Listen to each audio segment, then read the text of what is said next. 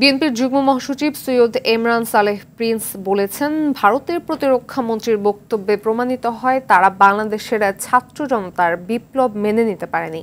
শনিবার বিকেলে ময়মনসিংহের হালুয়াঘাটের ধরাইলে এক সমাবেশে এসব কথা বলেন তিনি।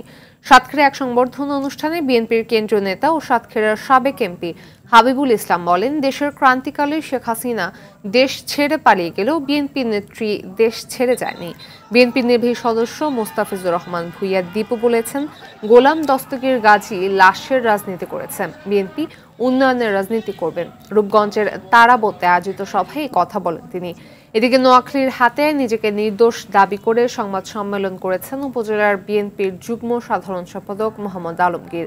মেহেরপুরে বৈষম্য বিরোধী আন্দোলনে গণহত্যা ও টাকা পাচারের ঘটনায় শেখ হাসিনা সহ দায়িত্বশীলদের বিচার দাবিতে সমাবেশ করেছে বিএনপি। ব্রাহ্মণবাড়িয়ার আখাউড়ায় বন্যা পরবর্তী পুনর্বাসন পরিকল্পনা বিষয়ে জনসভা করেছে বিএনপি।